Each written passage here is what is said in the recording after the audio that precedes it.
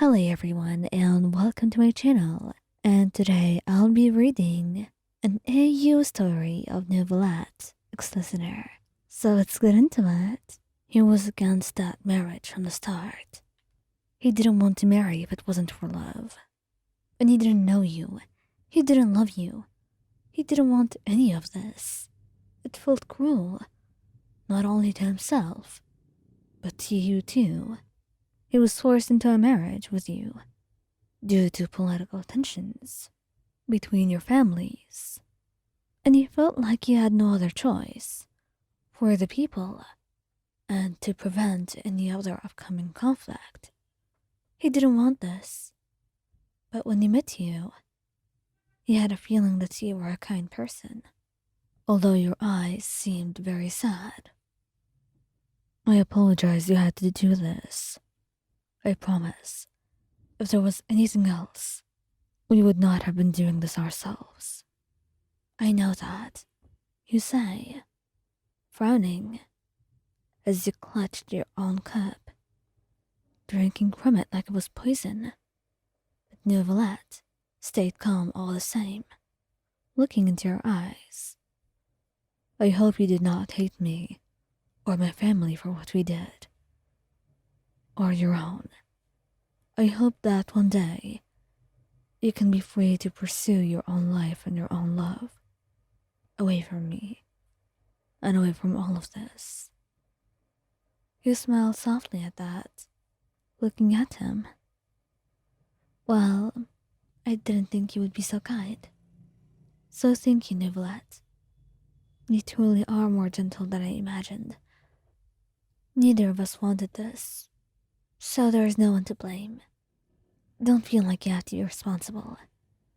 I am an adult, and as much as I didn't want it, I knew what I was getting into. Sometimes, one has to sacrifice something to save the people that they love. And I love my people. I can't be selfish enough to choose my own life over theirs. I admire that. I truly do. And maybe under different circumstances, we could have been something else. Maybe closer, as friends. You smile at him in his own hesitation, and you lean forward. Who says we can't? We sure aren't married because we want to be, but maybe we can be friends. That's something we have control over. You say gently, and he smiles shyly, feeling himself at peace a little bit. Seeing you willing to befriend him, which was something that he wanted since you seemed so nice. That seemed like a step in the right direction, or at least a brighter one, away from the grim truth and reality that the two of you were shoved into. Alright, I guess, beside our marriage, this day can signify our first day as friends. True? That would be true. I'm glad to know you, Neuvillette, and I'm glad to know you too, Ion. And so it began, your new life with your new husband and your new friend, Neuvillette.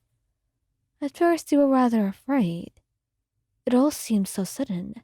You didn't know him enough to marry him, and yet, now you were living in the same place, married, and meant to keep up appearances in public for the sake of your families and your people. But when you woke up in the morning, by a knock on your door, and a smile once you opened it, Neuvillette looked at you. I made breakfast for you. I wasn't sure what you liked, so I tried to make a variety of things. I'm not the best cook around, but I tried my best. I hope you like them.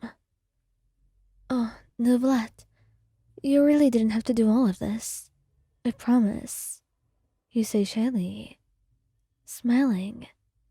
It was the best way to start your day.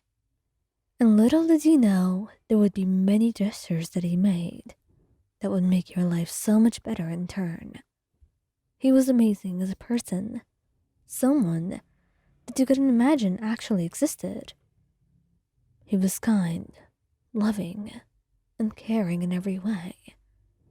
And despite the two of you not being together for love, he certainly had a lot of love to give. Enough that you felt like you were actually loved.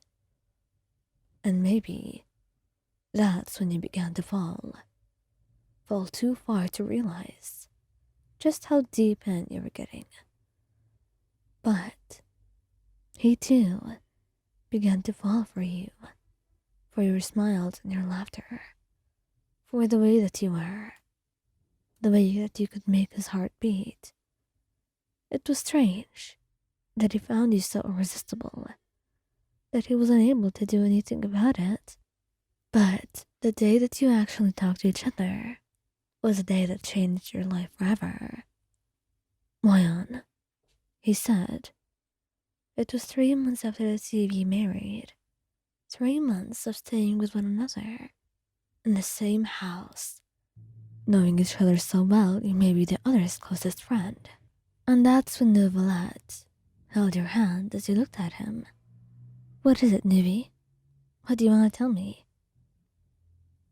Well, I was thinking, I know it may sound strange, but ever since being with you, I've experienced something I've never had.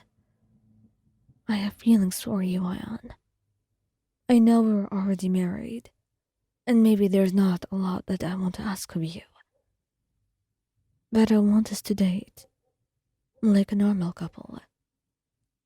In a sense, we already are in a relationship, but I want us to be on our own terms, in our own way. You find yourself blushing, looking at him, completely stunned. You truly mean that? You want us to be a thing? Between us two? Aside from this thing we've got going on? I mean it. I truly want it more than anything else. And I think maybe there was a reason the two of us were brought together here. Maybe it was fate, that we were meant to belong to one another. Maybe it was meant to be. And I hope that you think the same as well. And before he began to backtrack, you wrapped your arms around him tightly, kissing him. And that's when he blushed, wrapping his arms right back around you, his heart beating louder than it ever did. And maybe, just maybe, this arranged marriage between you two was not the worst thing that could have happened, but merely a chance for something much more to occur.